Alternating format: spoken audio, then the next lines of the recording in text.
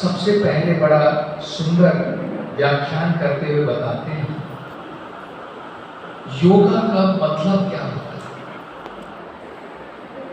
हम लोगों ने योग का नाम सुना है, हम सोचते हैं योग शरीर को तंदुरुस्त करने के लिए, बीमारियां दूर करने के लिए योग होता है।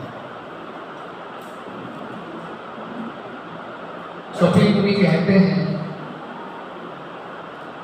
योग उसका भौतिक संसार से कोई संबंध नहीं है। योग पूर्ण रूप से आध्यात्मिक है और आत्मा के लिए, शरीर के लिए नहीं है। और सबसे उत्तम योग कौन सा होता है?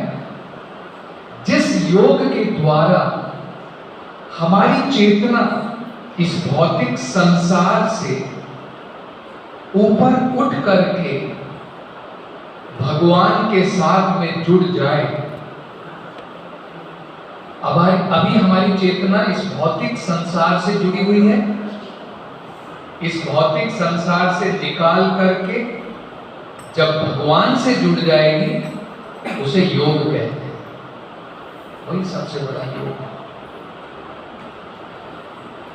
तो उसमें एक बड़ा सुंदर संदर्भ है और प्रभुपाद जी उसे बड़े सुंदर तरीके से समझाते हैं।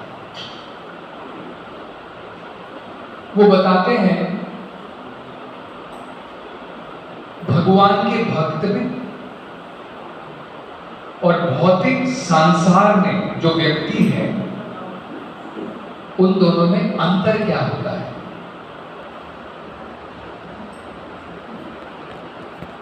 जब हमारा मन, जब हमारी चेतना, हमारी कॉन्शियसनेस तीन गुणों के प्रभाव में, सत्वगुण, रजोगुण, तमोगुण, इनके प्रभाव में आकर के भौतिक वस्तुओं से आसक्त है, वो भौतिक जीवन कहलाता है। यही चेतना, यही हमारा मन, यही हमारी कॉन्शियसनेस, जब हम इन वस्तुओं से निकाल लेते हैं और उसको हम भगवान में मग्न कर देते हैं, वो अध्यात्म कहलाता है। बस इतना ही अंतर है। और बड़ा सरल है। प्रहलाद महाराज, शिवाय प्रभु कह रहे थे, प्रभु जी थोड़ा नरसिम्हा प्रहलाद महाराज के बारे में कहिए, आज नरसिम्हा यज्ञ हमने कराया है तो उनके बारे में थोड़ा बताइए।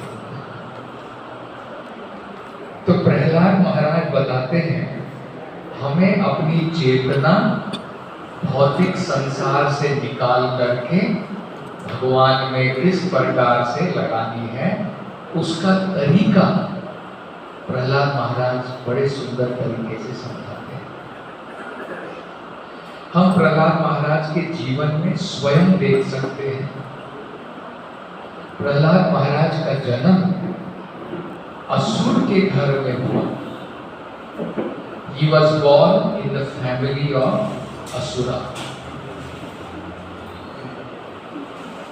मतलब कई बार हमारे मन में ये विचार आ सकता है, मेरा जन्म तो ब्राह्मण के घर में नहीं हुआ है, मेरा जन्म किसी भक्त के घर में नहीं हुआ है। तो हम सोच सकते हैं कि हमारे लिए मुश्किल होगा भगवान की भक्ति करना। तो यहाँ पर प्रहलाद महाराज का स्वयं हम उदाहरण देख सकते हैं। वो भगवान के सर्वश्रेष्ठ भक्त हैं। इतने महान भक्त प्रहलाद महाराज माने जाते हैं कि जब नरसिम्हा ने अवतार लिया, जब नरसिम्हा प्रकट हुए संसार में, इतने क्रोध में थे जब उन्होंने हिरण्यकशिपु का वध किया। वध करने के पश्चात भी भगवान का क्रोध शांत नहीं हुआ, क्योंकि इस दलित हिरण्यकशिपु ने प्रहलाद महाराज को अनेकों प्रकार के कष्ट पहुंचाए थे।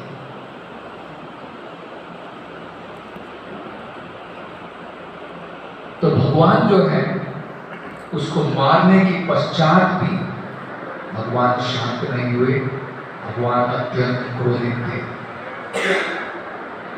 उस समय ब्रह्मा जी वो भगवान से प्रार्थना करते हैं कि भगवान शांत हो जाए, अपने क्रोध को त्याग दें, लेकिन फिर भी भगवान शांत नहीं हुए। माता लक्ष्मी ने भी प्रयास किया, भगवान शांत नहीं हुए।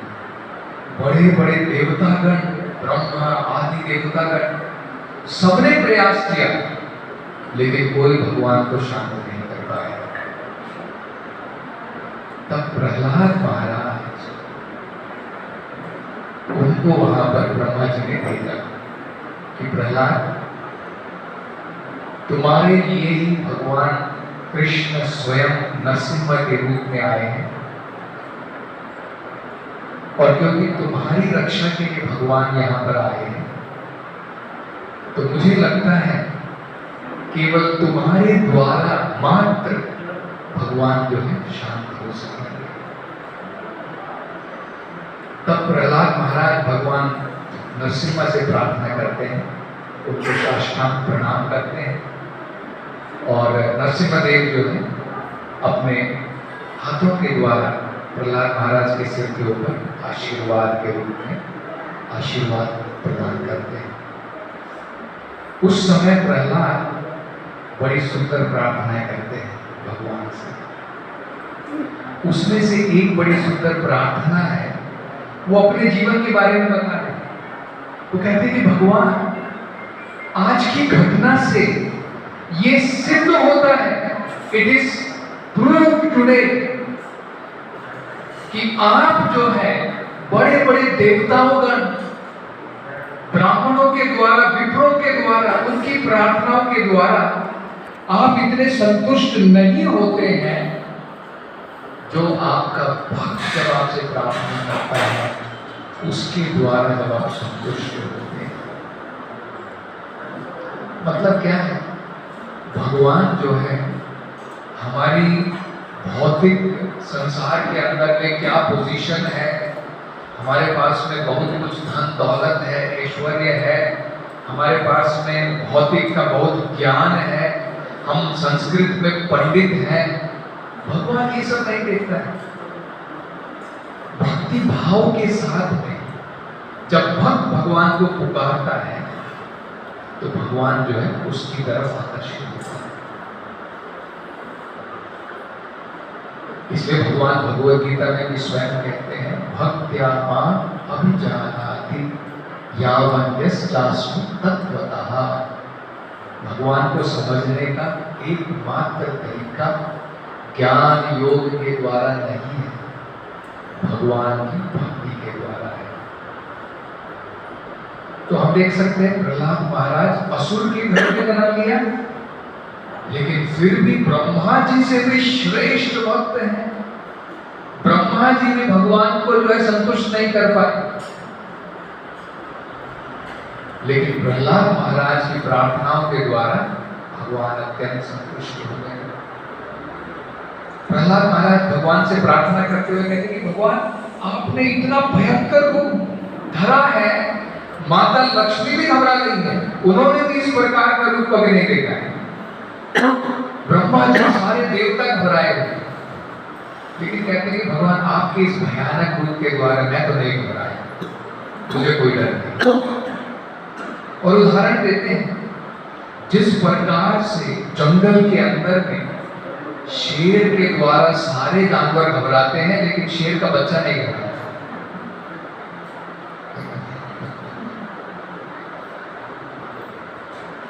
तो इसी प्रकार से जिसने भगवान की शरण की है, जिसने भगवान की शरण की है, जिस प्रकार से ये भागवत में उदाहरण दिया है, समुद्र में बड़े बड़े हाथी भी बह करके चले जाते हैं। अब हाथी को समुद्र में छोड़िए, अगर समुद्र की लहरें बड़ी हो गई, हाथी को भी लेकर के चली जाएंगी। लेकिन उसी समुद्र में छोटी छोटी मछलियां आराम से तैरती, उन्हें कोई भय नहीं समुद्र की लहरों में, क्योंकि उन्होंने समुद्र का आश्रय ग्रहण किया है। इसी प्रकार से जब भगवान का भक्त भगवान का आश्रय ग्रहण करता है तो भगवान की सुरक्षा में है। तो ये अत्यंत महत्वपूर्ण है हमें समझना। केवल भगवान की शुद्ध भक्ति के द्वारा, मिश्रित भक्ति के द्वारा नहीं, हम भक्ति भी कर रहे हैं और साथ में हमें जो है भौतिक संसार में अनेकों प्रकार के सुख ऐश्वर्य हम भोगना चाहते हैं, वो सही प्रकार की भक्ति नहीं है, वो मिश्रण भक्ति होती है। भगवान उससे इतने प्रसन्न नहीं होते। जैसे देवता भी भगवान के भक्त हैं, इंद्र भी भगवान के भक्त हैं, लेकिन वो शुद्ध भक्त नहीं है, वो मिश्रित भक्त है।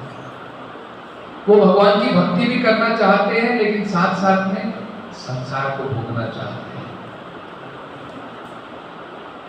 लेकिन हमारा प्रयास होना चाहिए, जिस प्रकार से चैतन्य महाप्रभु ने सिखाया है, अन्य अभिलाषिता शून्यम, बाकी सारी इच्छाओं को छोड़ करके केवल भगवान की इच्छा पूरी करने के लिए मात्र जब हम भक्ति करते हैं, वो शुद्ध भक्ति है। तो प्रहलाद जैसे महान भक्त असुर के घर में जन्म होकर के भी इतने महान भक्त कैसे बने? नारद मुनि जैसे महान भक्त, उनका जन्म एक दासी पुत्र के रूप में हुआ था। उनका भी जन्म जो है किसी ब्राह्मण के घर में नहीं हुआ, किसी बड़े महान संत के घर में नहीं हुआ, एक दासी पुत्र के रूप में मात्र हुआ था। मतलब भगवान की भक्ति करने के लिए कोई अड़चन नहीं है। कई बार हम लोग सोचते हैं, नहीं प्रभु जी हमारे घर में फेवरेबल कंडीशन नहीं है, कहां से भगवान की भक्ति करें? अगर हम अपनी तरफ से डिटरमिन्ड हैं भगवान की भक्ति करने के लिए, तो हमें समझना चाहिए अवश्य रक्षिवे Krishna, Krishna will protect our devotional service without fail. जैसे हिरण्यकशिपु ने अनेकों प्रयास किए प्रहलाद को भक्ति छुड़वाने के लिए, लेकिन कुछ संभव नहीं हो सका। भगवान ने हमेशा प्रहलाद की रक्षा की। तो वही प्रहलाद महाराज समझाते हैं हमें भगवान की भक्ति कैसे करनी है।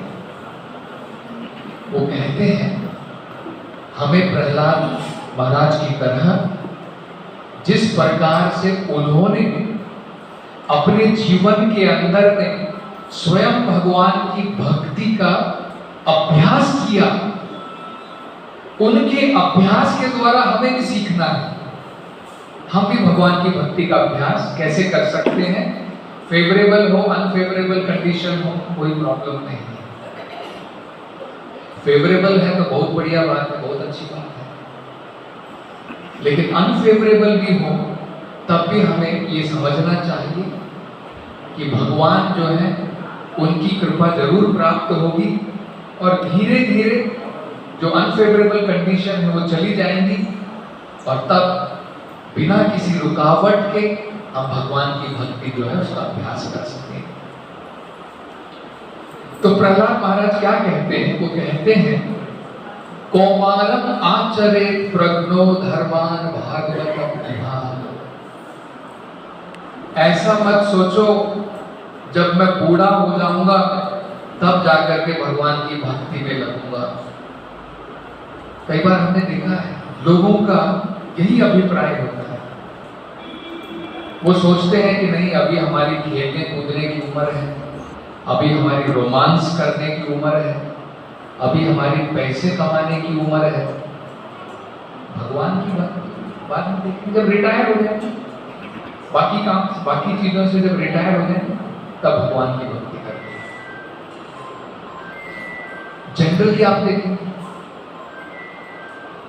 मैं काफी बार ये उदाहरण देता हूँ।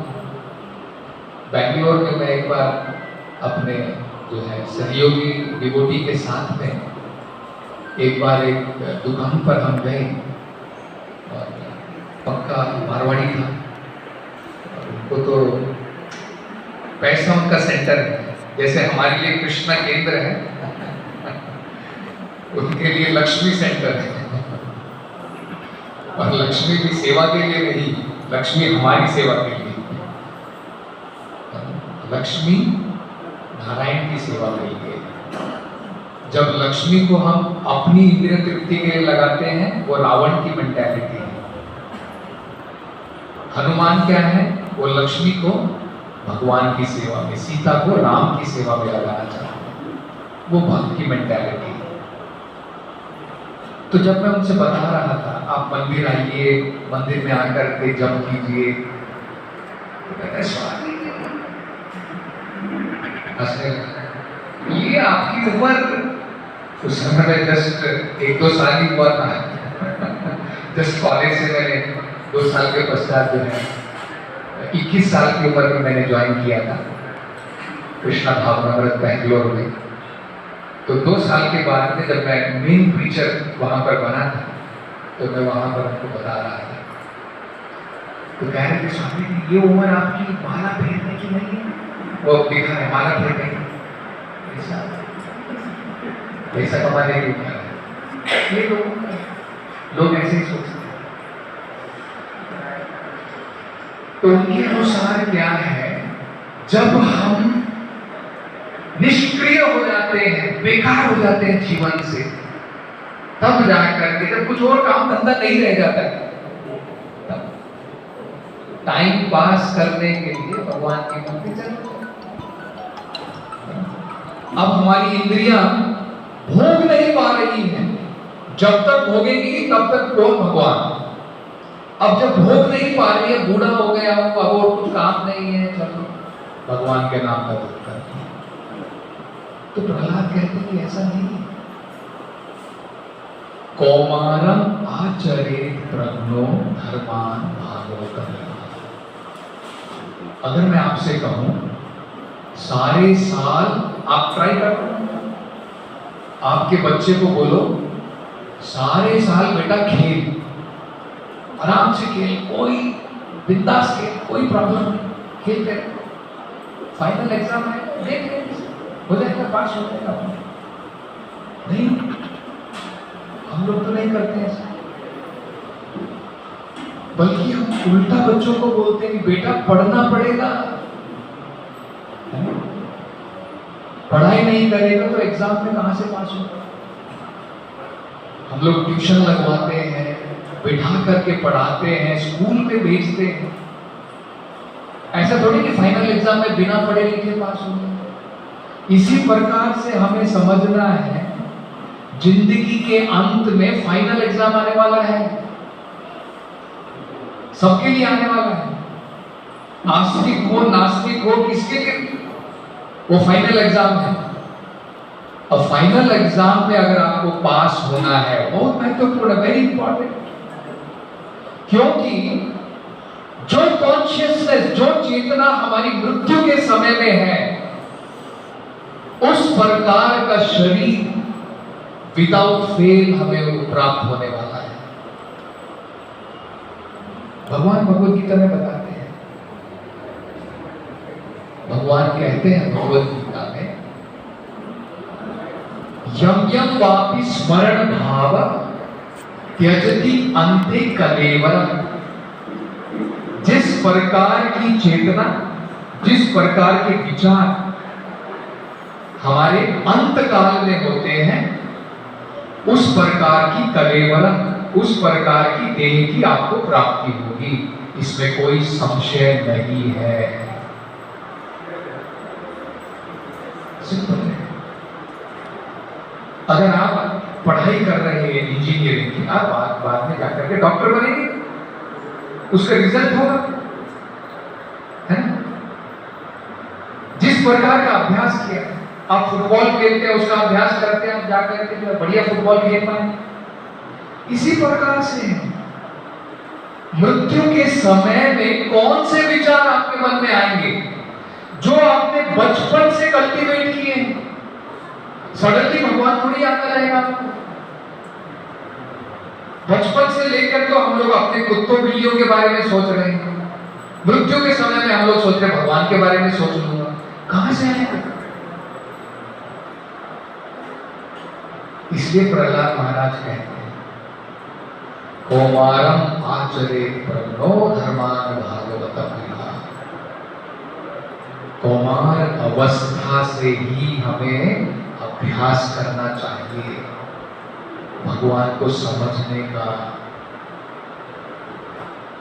तब हम लोग सोचेंगे कि नहीं भाई, मानव जीवन बड़ी मुश्किल से मिला है, जानवर क्या मौज करता है, हम लोग कम से कम मौज तो कर सकते हैं, अनेकों प्रकार के ऐश्वर्य भोग सकते हैं।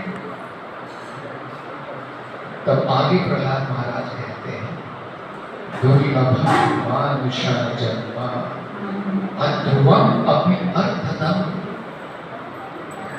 मनुष्य जन्म बहुत दुर्लभ है, वेरी रेयर है। जरा सोचने का, समझने का प्रयास कीजिए। टोटल मिलाकर के 84 लाख योनियां हैं, 84 लाख स्पीशीज ऑफ लाइफ। आपके घर के अंदर में देख लीजिए कितने सारे जानवर हैं, मक्खी है, मच्छर है, खटमल है, बेडबग है, कॉकरोच है, चींटियां है?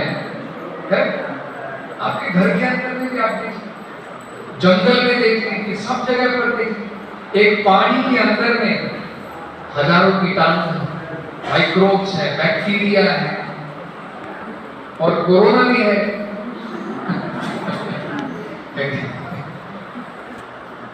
क्या जन्म लेने वाले आपको क्या पता है?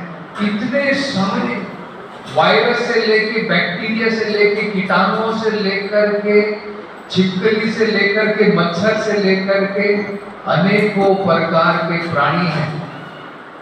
इतने सारे प्राणियों में जाने के पश्चात हमको आज मानव जीवन की प्राप्ति हुई है। कौन मूर्ख व्यक्ति है जो सोचेगा भाई इतने जन्मों के बाद मानव जीवन प्राप्त हुआ है, दोबारा मैं जानवर बन जाऊं? मूर्ख है। छोटी सी खुशी के लिए, बिल्कुल बच्चे के बराबर। बच्चा क्या सोचता है? खेल लूं, कूद लूं, बस मौज कर लूं, स्कूल नहीं जाता। फिर भी माँ बाप जो होते हैं, जो इंटेलिजेंट है, जो उसकी भलाई सोचते हैं, जबरदस्ती उसको स्कूल भेजते हैं, क्योंकि उसकी भलाई के बारे में सोचते हैं। इसी प्रकार हमें जो है बच्चों की भांति मूर्ख नहीं बनना है। नहीं बस ऐश कर ले, धनदौलत लगा ले, सब बिल्डिंग बना ले, ये कर ले, वो कर ले। अरे ये तो जानवर भी करता है, क्या बड़ी बात हो गई? बड़ी बिल्डिंगों के अंदर पे हम लोग क्या करने वाले हैं? वही तो करेंगे जो जानवर करता है। आहार निद्रा भया मैथुनम च समानम एतत् पशु भी नरम। ये चार चीजें तो बराबर है। बड़े से बड़े आप होटल के अंदर में खा लो, घर के अंदर में खा लो, स्ट्रीट में खा लो, कोई डिफरेंस है? स्वाद तो वही आपको मिलने वाला है। इसी प्रकार से जानवर जो है वो सड़क पर खा रहा है, हम एसी की बिल्डिंग में खा रहे हैं, वो भी अपने खाने को एंजॉय कर रहा है, हम भी अपने खाने को एंजॉय कर रहे हैं। उसमें कौन सी बड़ी बात होगी?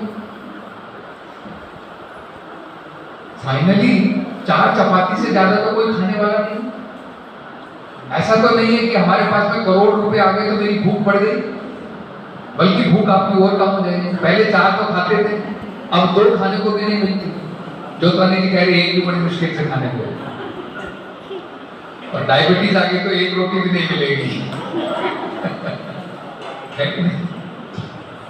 क्योंकि चिंता में आप इतने मग्न रहेंगे, पैसा तो इतना कमा लिया, अब उतना ही डर बैठ गया। ऐसा थोड़ी कि पैसा कमाने के बाद में चिंता दूर हो गई, तब और चिंता लगेगी, क्योंकि चोर उचक्के छोटे घरों को थोड़ी देखेंगे, वो बड़ी बड़ी बिल्डिंगों को देखेंगे। ये बढ़िया है, एक घर लूट लिया तो हो गया काम है, 10 चोरियों की जगह में एक घर में चोरी कर ली तो हो गया, ऐसे सोचे। तो आपको भी चिंता है, सीसी कैमरा लगाया है, फिर सिक्योरिटी बिठाया हुआ है, इन्वेस्टमेंट किए हुए, इधर इन्वेस्टमेंट उधर इन्वेस्टमेंट, इतनी चिंता में हम लोग। ये मानव जीवन है, हमें समझना किस दिशा में हम लोग जा रहे हैं। जैसे भेड़ होते हैं ना, आपने देखा होगा, भेड़ों को कोई डायरेक्शन नहीं, जिस दिशा की लकड़ी मार के लेके जाओ उसी दिशा में भाग लेते हैं। इसी प्रकार से चल रहा है कलयुग में, जिस तरीके से हवा चल रही है, प्रवाह चल रहा है, हम लोग उस तरफ भागते जा रहे हैं। जीवन क्या है, कहाँ पर जन्म लिया है, कहाँ था मैं जन्म लेने से पहले, संसार में क्यों आया हूँ, ये मरना क्यों होता है, मैं तो मरना नहीं चाहता हूँ, एक दिन बीमारियां क्यों आती हैं, बुढ़ापा क्यों आता है, कुछ नहीं, सब गारंटेड ले लिए, सब चल रहा है, सब लोग इसी प्रकार, सब लोग मरते हैं, मैं भी मरूंगा, चल क्या अब प्रश्न नहीं पूछते। तो प्रहलाद महाराज कहते हैं इसलिए बड़ा महत्वपूर्ण है मानव जीवन, और मानव जीवन में बचपन से ही कौमार अवस्था, कम से कम 5 साल, एटलीस्ट फ्रॉम 5 years, देखो बच्चे लोग बैठे हैं, ये वेस्ट जाने वाला नहीं। प्रभुपाद जी बताते हैं कृष्णा भावनामृत में, यहां तक कि जब छोटे बच्चे लोग भी बिना नॉलेज के भी भाग लेते हैं, अनजाने में भी, वो भी उनका क्रेडिट है, वो भी क्रेडिट है, वो भी भगवान खाते में लिखता है, आपकी डिवोशनल एसेट आपका बनता जाता है। बाकी हम लोग जो भी कर रहे हैं भौतिक संसार में, सब डेबिट हो जाएगा और फाइनली 0, और उसका रिजल्ट भी क्या लगेगा, आपने इतना सारा समय गवाया, नेगेटिव।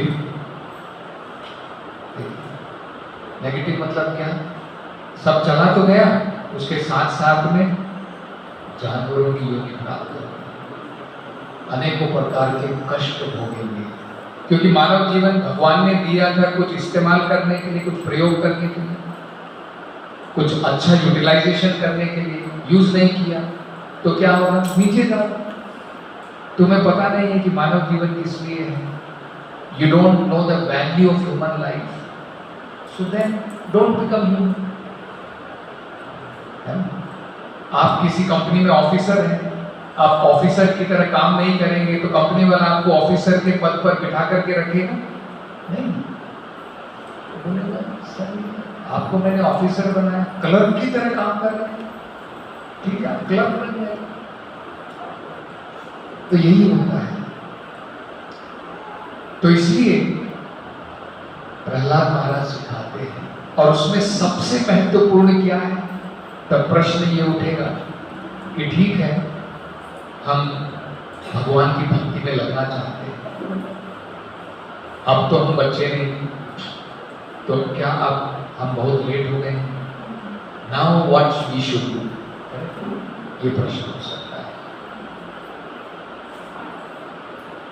भगवान की भक्ति इतनी महान है, अगर हम बचपन से हमने प्रैक्टिस शुरू की है, बहुत बढ़िया है, it is very good, but better late than never, कोई प्रॉब्लम नहीं। अब जाकर के भी अगर हमको थोड़ी समझ में आई है कि भाई मैंने इतना समय तो बर्बाद कर दिया है, आज मैं 60 साल का हो गया, 60 साल मेरे भौतिक संसार में गए, कौन कभी वापस आने वाले नहीं। चाणक्य पंडित कहते, देखिए टाइम कितना महत्वपूर्ण है, इतना वैल्यूएबल लेसन वो समझाते हैं। वो कहते हैं एक क्षण, एवरी सेकेंड, एक क्षण अगर आपका बीत गया, it is gone for ever, never it is going to come back, कभी वापस आने वाला नहीं।